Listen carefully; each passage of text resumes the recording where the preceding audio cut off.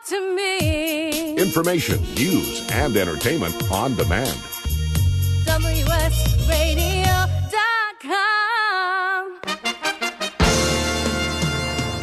Accomplishment Coaching is proud to present the following fine programming. Accomplishment Coaching, where coaches lead and leaders coach. AccomplishmentCoaching.com.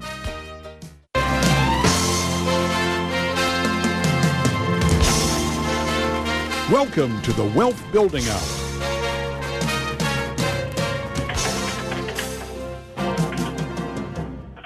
Barbara Weltman here, publisher of Big Ideas for Small Business, an idea of the day, author of J.K. Lasser's Small Business Taxes, and provider of many resources for your small business at barbaraweltman.com.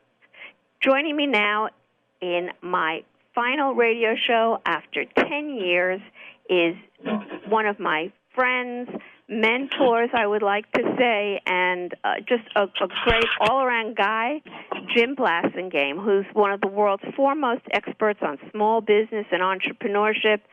He founded the Small Business Network and hosts Small Business Advocate radio show 5 days a week for 20 years, and still going strong. He's also the author of a number of books, most recently the Age of the Customer, and a new book is about to come out soon.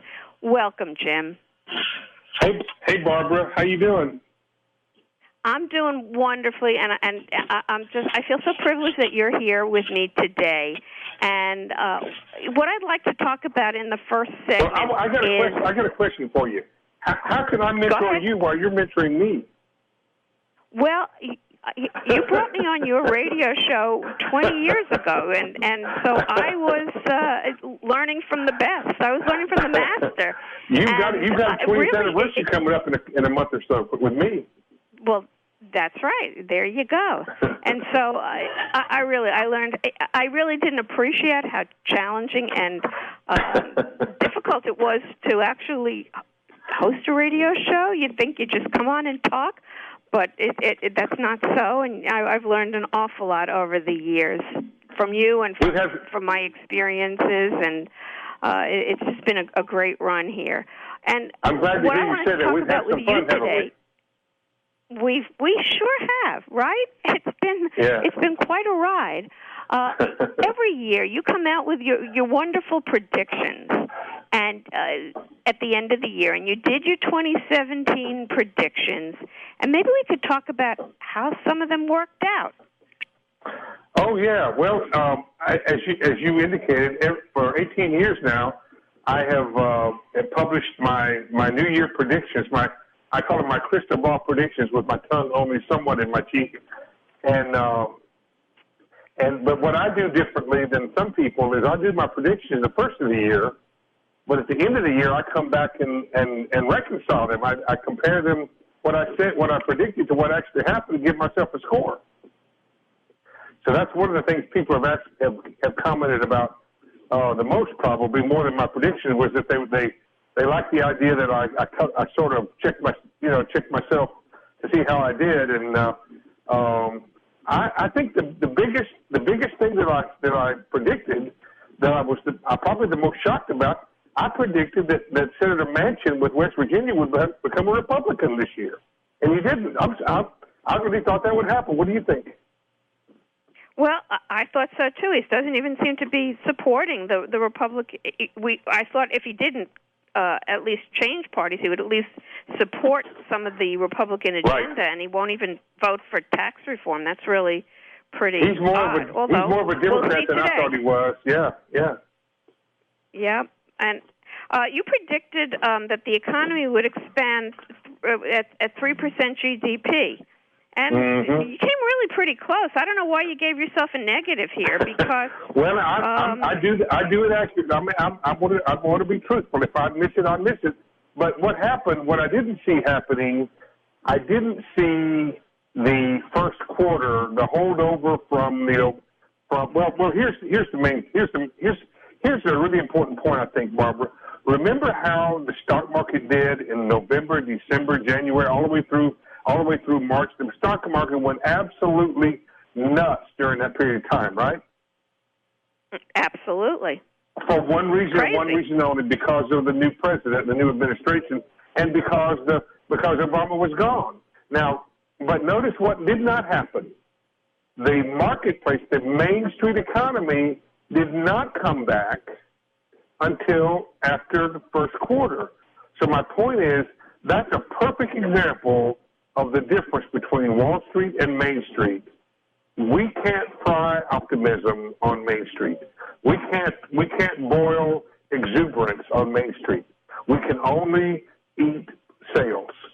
And until the customers come back, we don't get to ring the cash register. And so the customer on Main Street didn't come back until April, and they started ringing our cash registers, even though the stock market was going nuts.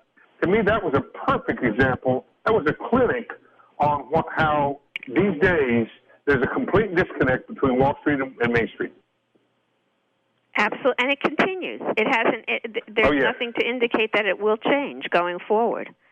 Well, the new tax bill proves that too. Well, I'm going to talk about that in my segment. I'm devoting a whole segment to talk about what's in there. I've been reading the whole. I read the whole law and the conference report, and it's just crazy there. One of the things that you talked about was small business optimism increasing, and you got that right. That did go up. That got started right off the bat, because even though customers weren't coming in the door necessarily, we could see, small business owners could see that things were going to be different, and that was really a good thing. In fact, I think the NFIB index maxed out like it went on like 8 records in a year, more than they'd ever done before. Yeah. I think that obviously it will continue. The optimism will continue as deregulation continues. I think that for many small businesses, that's a biggie. Right. In other words, like we just had the rollback. We just had the rollback of the Labor Department's the dual employer concept, which would have hurt many franchisees, and so those kinds of things rolling back will continue to enable small businesses to grow, and that will in turn just spur more optimism. Well, that's exactly right. I mean, on the regulation side, that was probably one of the biggest things that helped with optimism for small business. The Obama administration, 14, 15, and 16, they set world records, literally records, for regulations in those years. And when they went back to when the people who were tracking that in Washington, one of my friends, Wayne Cruz, he went back to the register to the regulation register in May. He said, "Jim, there are no new regulations." He'd never seen anything like that before. I know. Astounding. Well, some regulations are valuable and fine, but we've just been so overregulated, and that's been for many small businesses just keeping up has been a problem. Complying has been a problem, and the whole thing is just that it falls disproportionately on small businesses who don't have a team of experts on the payroll to advise, and it's just been so burdensome. And one of the things I just wanted to ask, are you surprised that there haven't been more startups in this environment? No, and we had some, in fact, but Barbara, I predicted that back in 2009 when everybody kept saying, just wait till the startups get going again, the economy will turn around. And I said back in 2009, I said, we're not going to see that now. And the two reasons, one of the main reason I said was because of capital availability. I started my business with my own personal credit and my own personal assets, part of which was my home equity. Well, one of the reasons why the crash of 2008 happened was because home equity went to heck, right? And so if you don't have any home equity, you can't spend that. And the other thing that people don't realize is credit card companies did away with your credit line. So if you had a $2,000 credit line on your MasterCard, in 2008, you woke up one morning and whatever was above your balance, they took that away. So right out of the box, their personal credit went way down, and the big banks completely quit loaning money to small businesses. The community banks didn't. But there's one other thing that I didn't see coming, I didn't know about, and the research is now showing it. The younger generation, the millennials, are not as entrepreneurial as the older generations are. So those two factors, access to capital, the tough economy, and I guess I should say three things: the tough economy and their proclivity to... Okay, we're coming up to a break. Don't go away. When we come back, we're going to continue our conversation with Jim Blasingame, smallbusinessadvocate.com, where you can find lots of information.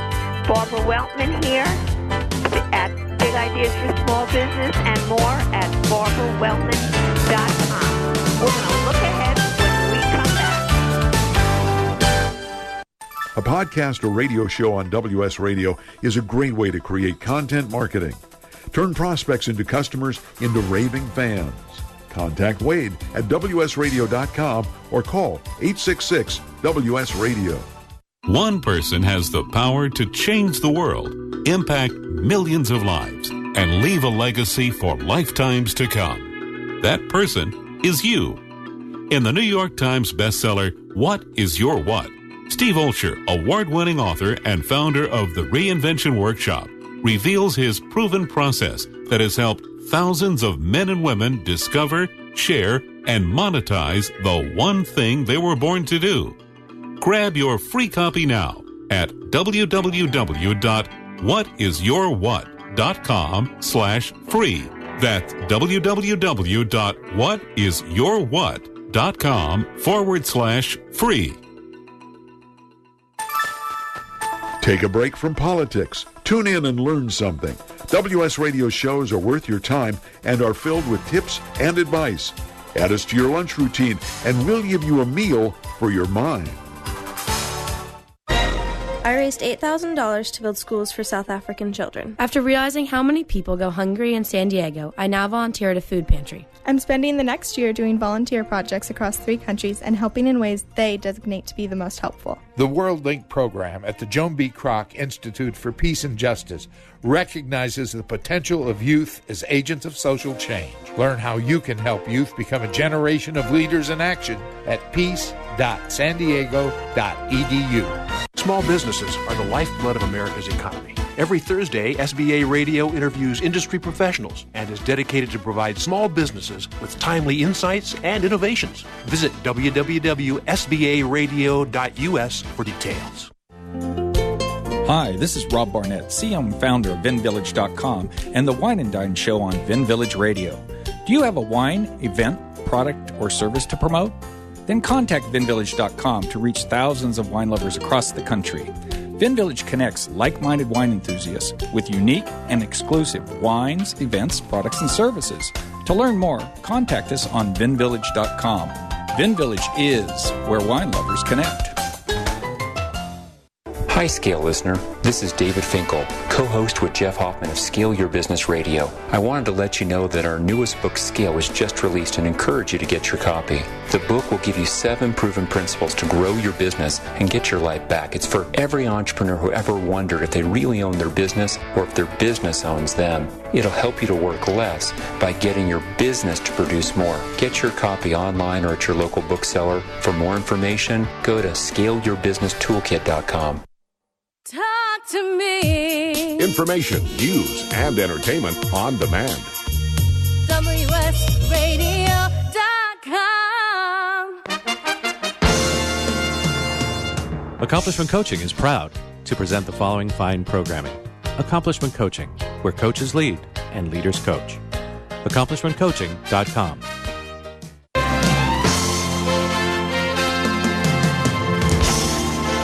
Welcome back to the Wealth Building Hour.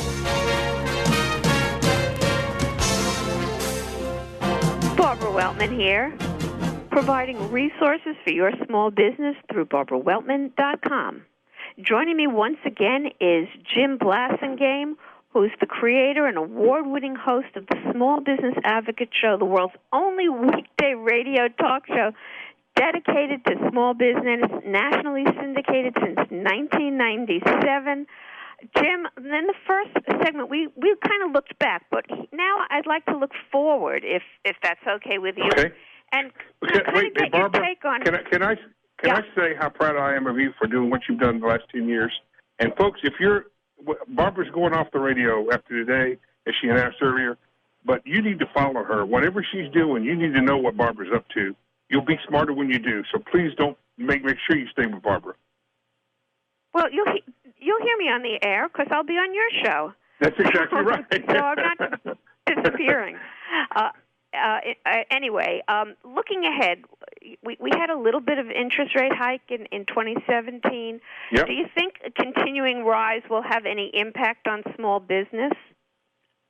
I don't think it will, and for two reasons. Number one, the rates still aren't enough that are hurting. That by small business owners paying the rate that they'll have to pay, which is what I call prime plus 3, prime plus 4. Those rates will still be at a level that they can afford, but that's one reason. The second reason is, Barbara, is as I also predicted 6 or 7 years ago, and as you knew and you've seen too, over the last since 2008, small business owners have been deleveraging and strengthening their balance sheet. When you got a strong balance sheet, you need less debt. If you want to grow, you got the capital, you got the cash flow, and so I said back then, whenever the economy starts picking up, small business owners are going to be outrageously profitable. And when you've got a strong balance sheet and you got profit, and now the economy's picking up, you got cash flow, you're going to be able to grow to cover a lot of your growth out of operating.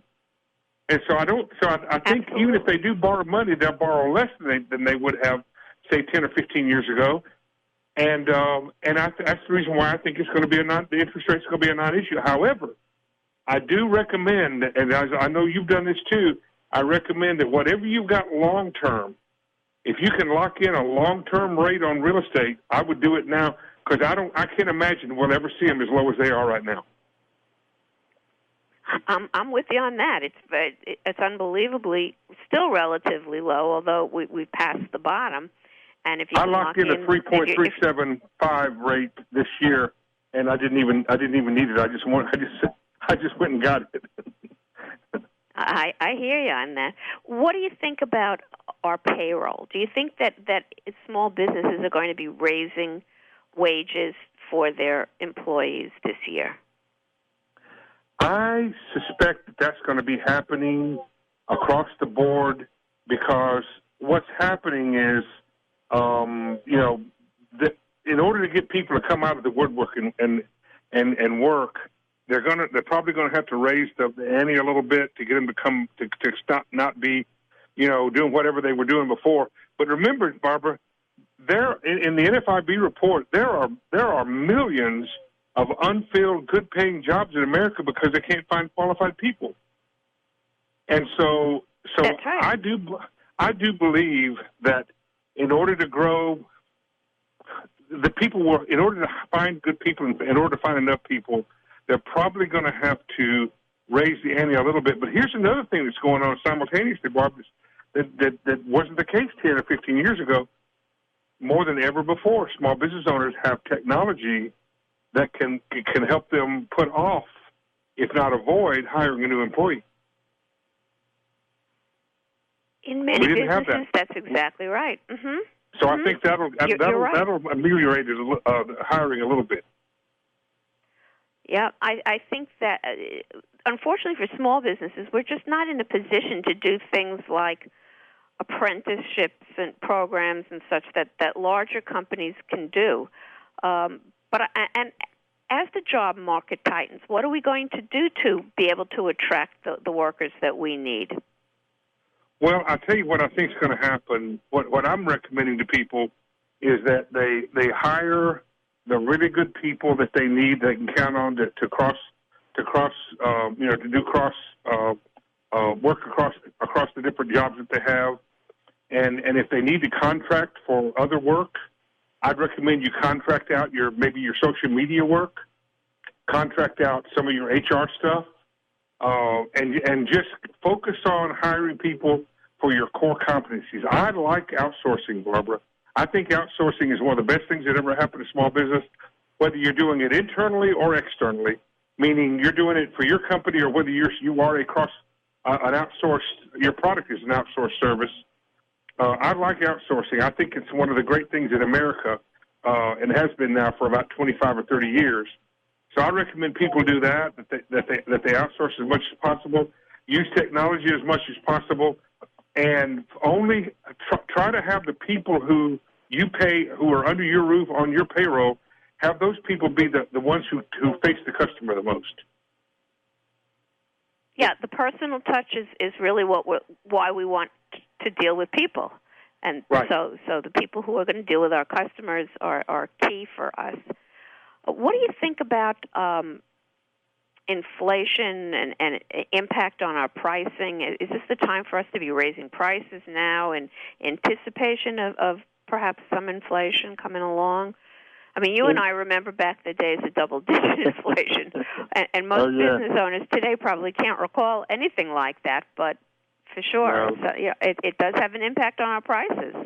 I remember when they raised minimum wage, it was an inflationary event. But you know, Barbara, the thing about inflation is one of the most hateful things for a small business, because we get it immediately from our vendors.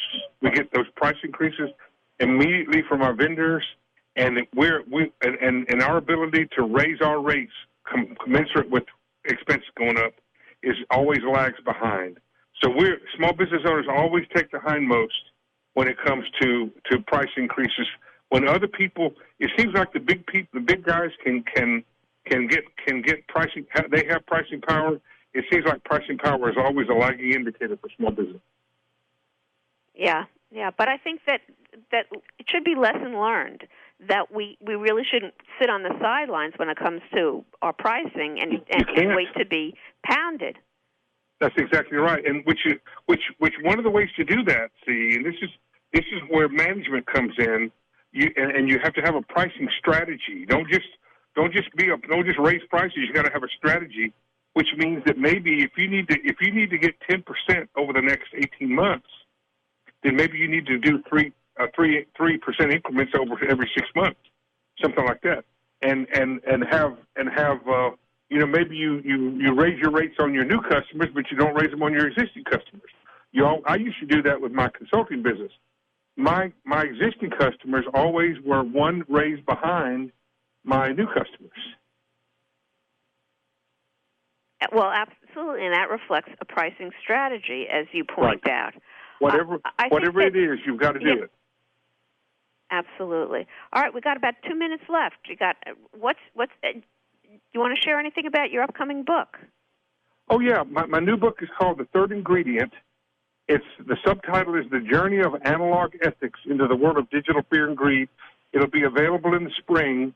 And Barbara, the idea that you and I are analog beings, and for 10,000 years, humans have lived in an analog world.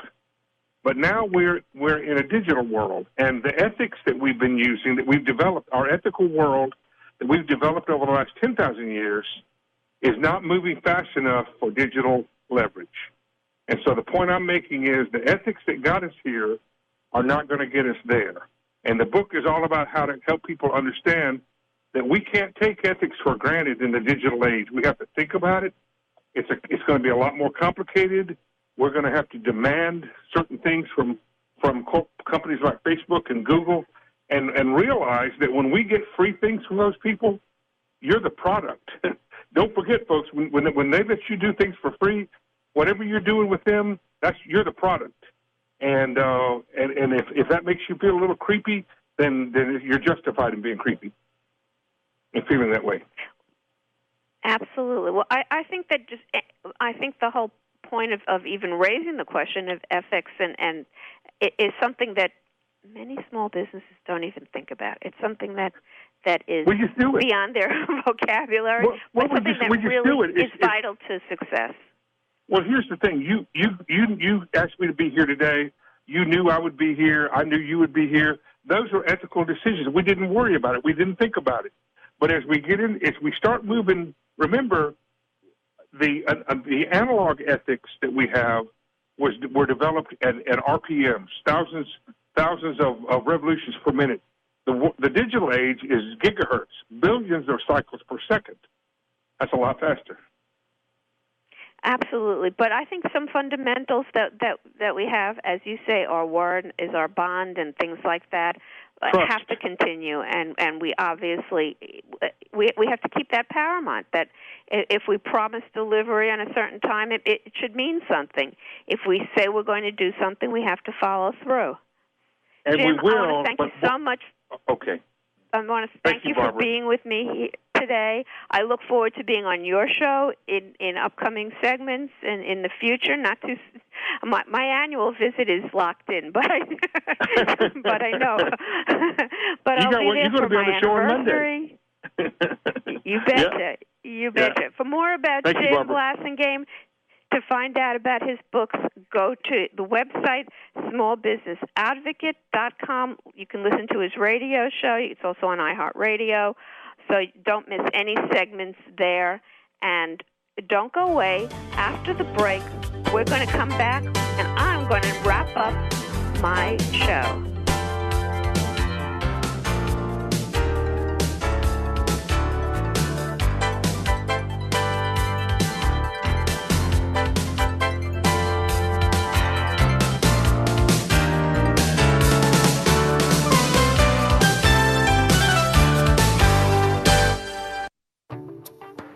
Nowadays, internet devices are an integral part of your home. Everyone in your family has a smartphone, tablet, or a computer. Life is easier knowing that all your devices are secured and your family can surf the internet carefree. ESET Multi-Device Security Pack does just that. One license for all your devices. With ESET, it's simple to stay protected and save money. Enjoy safer technology with ESET Multi-Device Security Pack at ESET.com. That's ESET.com. Take a break from politics. Tune in and learn something. WS Radio shows are worth your time and are filled with tips and advice. Add us to your lunch routine, and we'll give you a meal for your mind. Tired of presentations with no impact, no inspiration, and no traction? Do dull speakers have you and your team disengaged and distracted by smartphones? Christopher McAuliffe brings energy, insights, and 2 decades of experience, delivered with punch, humor, and heart. Your team will leave energized, uplifted, and with a sense of purpose. Visit ChristopherMcAuliffe.com to bring some heat to your next speaking engagement. McAuliffe. ChristopherMcAuliffe.com. This is Bill Gruber with BizVid Communications, a Southern California video production leader. We've been honored to sponsor, produce, write, and host many of the fine programs on WS Radio over the years. So we understand how important the internet and your website exposure are. As video producers, we know the tricks and secrets to incorporate video to increase your search engine optimization and business success. Visit bizvidcommunications.com to see what we can do for you. BIZVID communications.com. Do you want to be a professional coach? Are you in business trying to make a real difference with people you manage or work with? Have you started a coaching practice that isn't quite getting off the ground? Get the skills you need to be a successful coach today with the Coaches Training Program from Accomplishment Coaching. The Coaches Training Program will show you how to help others focus and be more fulfilled. Whether you want to improve your company's bottom line or create a thriving coaching practice, Accomplishment Coaching can give you the distinctions and practices you need to coach others effectively today. Accomplishment Coaching has spent 6 years developing a cutting-edge coaches training program that will have you ready to coach people professionally in just 12 months, and you don't have to take time off work to do it. To find out more about the Coaches Training Program, just call 1-888-548-6813. That's 1-888-548-6813. Hi, this is Rob Barnett, VinVillage.com, where wine lovers connect. Be sure to tune in weekly to Vin Village Radio for exclusive, in-depth interviews with the who's who in wine and food.